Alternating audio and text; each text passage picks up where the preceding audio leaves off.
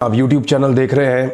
मैं इमरान खान हूँ। बहुत सारी आम खबरें हैं, अगर वक्त बच गया तो मैं खबरें आपको दे दूंगा, और अगर वक्त नहीं बचा इस वीलॉग में से तो फिर वो खबरें आपको दूसरे सोर्सेज से ज़रूर मिल जाएंगी।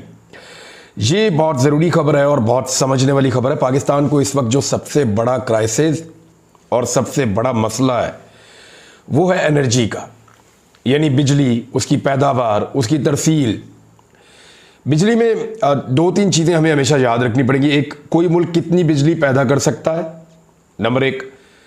नंबर दो, उसको कितनी बिजली की ज़रूरत है।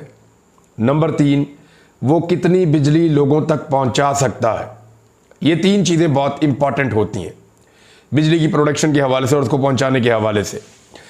तो पाकिस्तान की जो ज़रूरत है बिजली पैदा करने की, यानी हमारे यहाँ पे लोड शेडिंग होती है, तो उसका मतलब नॉर्मली ये लिया जाता है कि शायद पाकिस्तान में लोड शेडिंग इसलिए होती है कि हमें जितनी बिजली की ज़रूरत है उतनी बिजली शायद हम पैदा नहीं कर रहे। पाकिस्तान को जो पीक टाइम पे बिजली की ज़रूरत होती है, जब बहुत ज़्यादा भी बिजली चाहिए हो, जिन दिनों में बहुत ज़्यादा बिजली की खपत हो, उस वक्त भी जो पाकिस्तान की टोटल ज़रूरत है बिजली की वो 31,000 मेगावाट से ज़्यादा नहीं है। जो डाटा हमारे पास मौजूद है वो यही बताता है कि लगभग 31,000 मेगावाट मैक्सिमम बिजली है जो पाकिस्तान को चाहिए हो सकती है। पाकिस्तान की जो कैपेसिटी है कि कितनी बिजली पाकिस्तान पैदा कर सकता है, अब लोड शेडिंग को देखते हुए तो आपको लगता होगा पाकिस्तान 15-16 हज़ार या 20,000 मेगावाट पैदा कर सकता है, तो ऐसा नहीं है। पाकिस्तान जो बिजली पैदा कर सकता है उसकी कैपेसिटी 41,000 मेगावाट से ज़्यादा है। यानी इस वक्त भी पाकिस्तान की बिजली पैदा करने की सलाहियत 25% ज़्यादा है। यानी अगर हमें 100 मेगावाट बिजली चाहिए तो हम 125 से 30 मेगावाट बिजली पैदा करने की सलाहियत रखते हैं। इसके बावजूद पाकिस्तान में लोड शेडिंग क्यों होती है, यह है सबसे बड़ा और अहम सवाल। पाकिस्तान में लोड शेडिंग इसलिए होती है, उसकी एक सिंपल और बड़ी वजह यह है कि हमारे पास बिजली को पहुंचाने का जरिया नहीं है। तरसील का निज़ाम, जिनको आप कहते हैं ग्रिड स्टेशन हैं, उनके साथ ट्रांसमिशन लाइंस हैं, ट्रांसफार्मर्स हैं, ये बिजली को पहुंचाने का पूरा एक निज़ाम होता है। इंडस्ट्रियल एरिया को पहुंचाने का अलग, जो डोमेस्टिक यूज़र हैं या घरेलू बिजली जो उसका अलग, कमर्शियल का अलग, वो सारा एक अलग अलग तरीक़ाकार होता है। इनके मीटर भी अलग अलग होते हैं।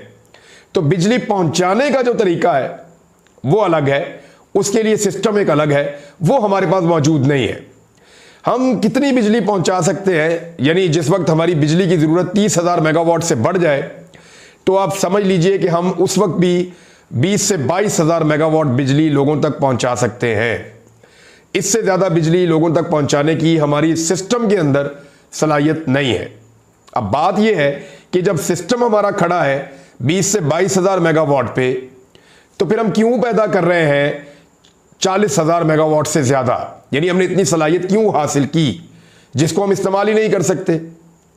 अब इसकी मिसाल आप ऐसे ले लें कि आपने एक ट्रक है आपके पास और उसके अंदर आप 100 बोरियां रख के ले जा सकते हैं, लेकिन आपने 200 बोरियों की कीमत अदा कर दी है और आपके पास 200 बोरियां मौजूद हैं, तो आप 100 बोरियां लेकर जा सकते हैं उसमें। तो बाकी जो 100 बोरियां हैं वो फिर आपने क्यों ली जब आप उसको ट्रांसपोर्ट ही नहीं कर सकते अपने घर तक, या उसको आप ले जा ही नहीं सकते। मैंने ये सिंपल किया है, और भी बहुत सारी मिसालें हो सकती हैं। तो पाकिस्तान की जो बिजली पैदा करने की सलाहियत है वो है लगभग 41,000 मेगावाट से ज़्यादा पाकिस्तान पैदा कर सकता है। और पीक टाइम पे पाकिस्तान की जो बिजली की ज़्यादा से ज़्यादा ज़रूरत है वो है 31,000 मेगावाट, और पाकिस्तान की जो बिजली फराहम करने की सलाहियत है, पहुंचाने की सलाहियत है, वो है सिर्फ और सिर्फ 22,000 मेगावाट। तो एक तो है ये बड़ा मसला पाकिस्तान का। दूसरा मसला ये है कि हमने जब इतने सारे कारखाने फिर हमें लगाने की ज़रूरत क्या थी जब हमें बिजली की ज़रूरत कम है, हमने ज़्यादा बिजली क्यों हासिल कर ली? ये 1990 से पाकिस्तान में गलत पॉलिसी चल रही है और उस पॉलिसी के तहत पाकिस्तान में IPPs को लाया गया। IPP कहते हैं जी इंडिपेंडेंट पावर प्रोड्यूसर को। ये वो कारखाने होते हैं जो लाकर लगा दिए जाते हैं और इनके ज़रिए से बिजली पैदा की जाती है और नेशनल ग्रिड को दी जाती है।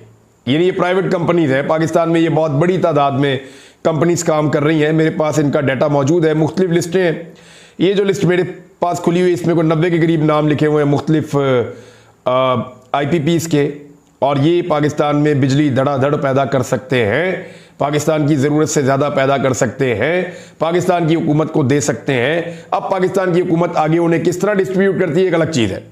अच्छा, IPPs के पास जब हमने मुआहदे किए तो सलाहियत इनकी बिजली पैदा करने की जो बताई गई वो कुछ और है, और जो इनसे बिजली हम खरीदते हैं वो कुछ और है। यानी हमने जब इनके साथ मुआहदे किए तो हमने इनके साथ तय कर लिया, मिसाल के तौर पे एक IPP आया और उस प्रोड्यूसर ने आकर कहा जी मैं 100 मेगावाट बिजली पैदा कर सकता हूं, तो आपने उससे कहा जी ठीक है, आप 100 मेगावाट बिजली पैदा करने का कारखाना लगा दें। जो आपने उनके साथ मुआहदा किया वो आपने 100 मेगावाट का किया, लेकिन वो बिजली पैदा करेगा 60 मेगावाट, 50 मेगावाट, बाद औक़ात 45 मेगावाट। कोई भी अपनी पूरी कैपेसिटी के साथ बिजली पैदा नहीं करता, और ना हम इतनी बिजली खरीद सकते हैं। तो IPPs ने यह कहा कि जनाब आपको जितनी भी बिजली चाहिए होगी हम आपको प्रोवाइड करेंगे, हमारी मैक्सिमम कैपेसिटी ये है, लेकिन अगर आप हमारी बिजली ना खरीद सके या आपकी जरूरत कम हुई तो फिर हम आपसे पैसे उतने ही लेंगे जितनी हम पैदा कर सकते हैं। इसको कहते हैं कैपेसिटी पेमेंट, कि जितनी उनकी कैपेसिटी है वो उसके पैसे लेंगे, जितनी वो पैदा कर रहे हैं उसके पैसे वो नहीं ले रहे, जितनी वो पैदा कर सकते हैं उसके पैसे वो ले रहे हैं।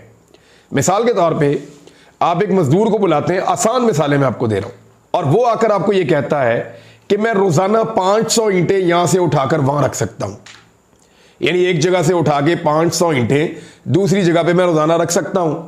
तो आप उसके साथ तय कर लेते हैं कि जी 500 ईंटें उठाने के कितने पैसे, वो आपको कहता है जी 2 रुपए फी ईंट मैं आपसे लूंगा। अब 1000 रुपया आपने डेली उसके साथ तय कर दिया, ये उसकी कैपेसिटी पेमेंट है। अब चाहे वो रोजाना 300 ईंटें उठाए जितनी आपको जरूरत पड़े वहां पे, चाहे वो रोजाना 250 ईंट उठाए, चाहे वो रोजाना 200 ईंट उठाए, आपको पैसे 1000 रुपए ही देने हैं, जो उसकी कैपेसिटी है 500 ईंटें एक जगह से दूसरी जगह पहुंचाने की, वो आपसे उतने ही पैसे लेगा। अब आप उतनी, ये इस तरह होता नहीं है, ये बड़ी ज्यादती की गई पाकिस्तान के साथ। और ख़ास तौर पे जब नवाज शरीफ साहब की हुकूमत आई उसके बाद ये IPPs को जिस तरह पेमेंट्स की गई, जिस तरह वो बहुत सारे कारखाने लगाए गए।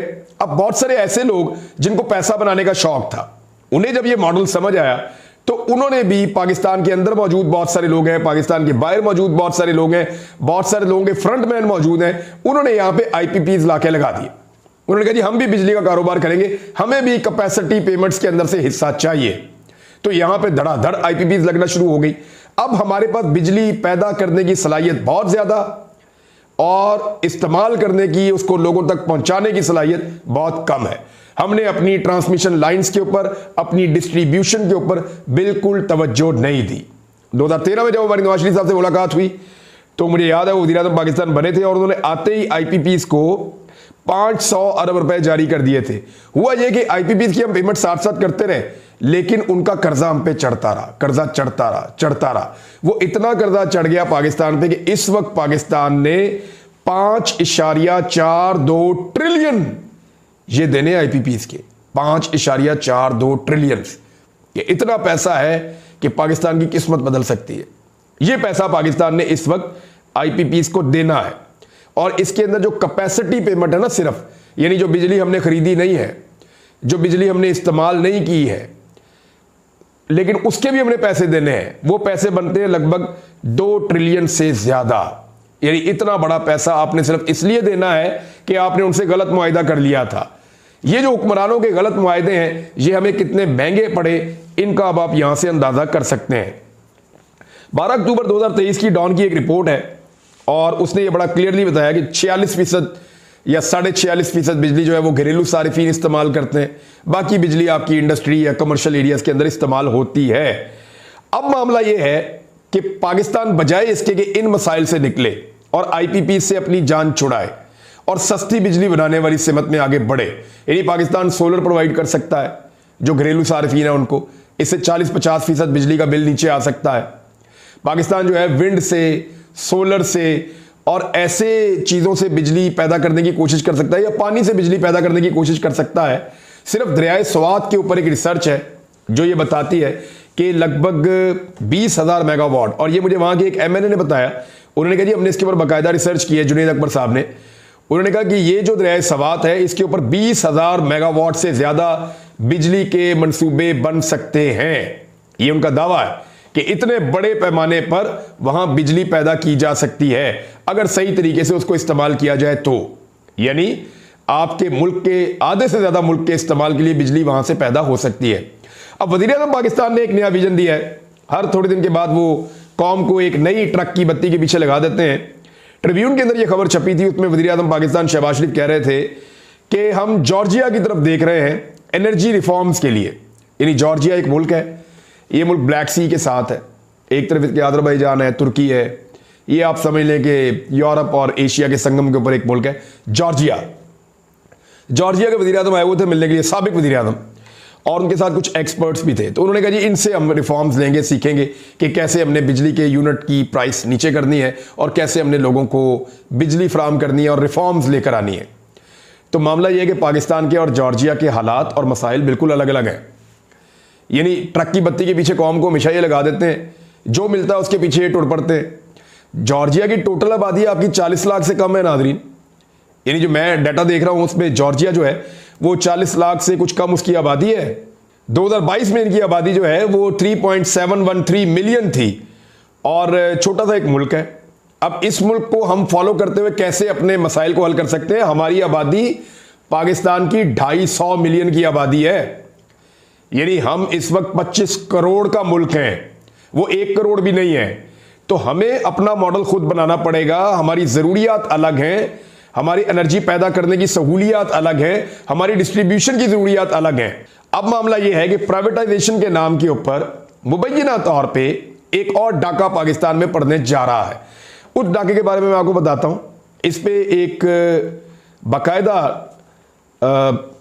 जुनैद अकबर साहब ने इसके ऊपर काम किया था और उसके बाद फिर मैंने इस इशू को देखा, इसके अंदर से चीज़ें डिग आउट की तो पता चला कि ये तो एक बड़ी अजीबोगरीब गेम होने जा रही है। एक गाजी बरोथा डैम है पाकिस्तान में, ये खैबर पख्तूनख्वा और पंजाब के संगम पे बना हुआ है और लगभग 10 किलोमीटर तक का इसका एरिया है और यहाँ से रन ऑफ द रिवर जो है वो बिजली बनती है और 1450 मेगावाट की इसकी टोटल सलाहियत है। ये एवरेज बिजली जो बनाता है पूरे साल में, अगर सारे दिनों को आप देखें तो ये 800 मेगावाट के आसपास बिजली इसकी एवरेज निकलती है, पूरा साल में ये बनाता है गाजी बरोथा डैम। इसके शेयर फरोख्त करने का पाकिस्तान ने फैसला किया। यानी एक डैम है वो बना हुआ है, वो सस्ती बिजली बना रहा है। इस वक्त उसकी बिजली की कीमत जो है वो पड़ती है आपको 1.25 रुपए फी यूनिट, यानी 1.25 रुपए का आपको यूनिट पड़ता है। लेकिन क्योंकि पाकिस्तान ने इसको बेचना है गैर मुल्कियों को, तो इसके अंदर तब्दीली की जा रही है। पहले पता चल रहा था कि 30%, अब कोई लोग ये भी बता रहे हैं 49%, 50% से 1% कम ये डैम बेचने का फैसला किया गया है। 1450 मेगावाट ये बिजली बनाता है। कुवैत को ये डैम बेचा जाएगा, 80 या 90 करोड़ डॉलर के एवज इसको फरोख्त किया जाएगा बकौल जुनैद अकबर साहब ने, और ये अखबारात में छपी है सारी चीज। गाजी बरोथा डैम से सालाना 6 अरब यूनिट से जायद बिजली पैदा की जाती है। मैंने जब इसका तखमीना लगाया तो लगभग ये 7 अरब यूनिट बिजली बनती है जो गाजी बरोथा डैम पैदा करता है और इसकी जो फी यूनिट लागत है वो 1.25 रुपए है। और अब ये पता चला है कि नेपरा ने उसको दरखास्त की गई है और वो ये कोशिश कर रहे हैं कि इसकी बिजली पैदा करने की जो लागत है उसको बढ़ा के 1.25 पैसे से बढ़ा के 1.25 रुपए से बढ़ा के 10 रुपए फी यूनिट कर दी जाए ताकि कुवैत को मुनाफा दिया जा सके। अब आप अंदाजा कर लीजिए कि एक दूसरे मुल्क को या उनकी कंपनी को या उनके इन्वेस्टर्स को मुनाफा देने के लिए जो बिजली 1.25 रुपए में बन रही है उसकी लागत को 10 रुपए तक किया जाएगा। मॉडल ये है कि उनको फिक्स कर दिया जाएगा कि जी आप बिजली बेचेंगे किसको? आप बिजली बेचेंगे इंडस्ट्री को, और जो एक्सपोर्ट करने वाली इंडस्ट्री है, और आप उससे कीमत वसूल करेंगे। यानी वो तो अपने पैसे 2, 3, 4 साल में पूरे कर लेंगे, उसके बाद ये डैम हमेशा के लिए उनके पास चला जाएगा। मुझे समझ नहीं आती कि पाकिस्तान के हुक्मरान ऐसे फैसले कैसे कर लेते हैं। यानी 80-90 करोड़ डॉलर के लिए वो अपना पूरा डैम का एक हिस्सा बेचने जा रहे हैं हमेशा के लिए, और जो मुल्क उसको खरीदेगा वो उसमें से बेशुमार पैसा बनाएगा। तो ये पैसा आपका अपना मुल्क क्यों नहीं बनाता? मैं एक छोटी सी चीज आपके सामने रखता हूं, बड़ी मामूली सी। यानी खैबर पख्तूनख्वा से एक रिसर्च आई कि हमारे दरियाओं के ऊपर बहुत सारे बिजली बनाने के मंसूबे लगाए जा सकते हैं और उसके लिए वर्ल्ड बैंक की पैसे देने के लिए तैयार है। एशियन डेवलपमेंट बैंक भी पैसे देने के लिए तैयार है, फिजिबिलिटीज मौजूद हैं। सिर्फ वफाकी हुकूमत गारंटी दे, वहां पे डैम्स बन जाएंगे और बिजली की जो कीमत है वो 3 रुपए यूनिट से ऊपर नहीं आएगी। फिर जो ट्रांसमिशन लाइन बिछाने वाली कंपनियां हैं वो भी आके इन्वेस्ट करने के लिए तैयार हैं और वो भी बिजली फराहम करने के पैसे 1 रुपए यूनिट से ज्यादा नहीं लेंगे। तो आपको अगर फैक्ट्री तक 5 रुपए यूनिट की बिजली मिल जाए और नए डैम्स आपके बन जाएं तो वो बेहतर नहीं है? वो बहुत बेहतर है। लेकिन वो काम पता है पाकिस्तान में क्यों नहीं होता? मैं अब आपको असल फसाद की जड़, जिसके लिए इतना लंबा सिनेरियो मैंने आपके सामने रखा, वो बताने लगा कि ये जो आईपीबीज है ना, ये ज्यादातर सियासतदानों के और ताकतवर लोगों के चहीते हैं। ये लोग कभी भी पाकिस्तान में ऐसे मंसूबे नहीं आने देंगे जिनसे इनकी दिहाड़ियां बंद हो जाए। ये कभी भी पाकिस्तान में ऐसे बिजली के मंसूबे नहीं लगने देंगे जिन मंसूबों की वजह से इनकी जो एक अंधी कमाई हो रही है ना, यानी शुगर माफिया से ज्यादा पैसे ये लोग कमा रहे हैं, तो इनकी जो एक अंधी कमाई हो रही है ना, उसके रास्ते में रुकावट आ जाएगी। लिहाजा आपकी असेंबलियों में जो लोग पहुंचते हैं, जो बड़ी बड़ी पॉलिटिकल पार्टीज हैं, जो स्टेटस को की ताकतें हैं, वो सारे मिलकर इन आईपीबीज के गुलाम बन चुके हैं। और ये गेम जो है ये खरबों रुपए का है, अरबों का नहीं है, खरबों रुपए का है। तो खरबों रुपए के इस गेम में पाकिस्तान को महंगी बिजली देने का मंसूबा है और आने वाले दिनों में यानी पॉलिसी चाहिए पाकिस्तान को, सिर्फ रिफॉर्म्स चाहिए सिर्फ पाकिस्तान को, बोल्ड फैसले लेने हैं पाकिस्तान को, जान छुड़ानी है इन आईपीबीज से और पाकिस्तान बहुत आगे निकल सकता है। हमारे पास सोर्सेज, हम बिजली बना सकते हैं, बहुत सस्ती बिजली अपनी इंडस्ट्री को दे सकते हैं और उससे पाकिस्तान बहुत तरक्की कर सकता है। लेकिन उसके लिए अपनी जेब पे तवज्जो छोड़ के गरीब आदमी का सोचना पड़ेगा, पाकिस्तान का सोचना पड़ेगा, पॉलिसीज बदलनी पड़ेंगी, रिफॉर्म्स लानी पड़ेंगी।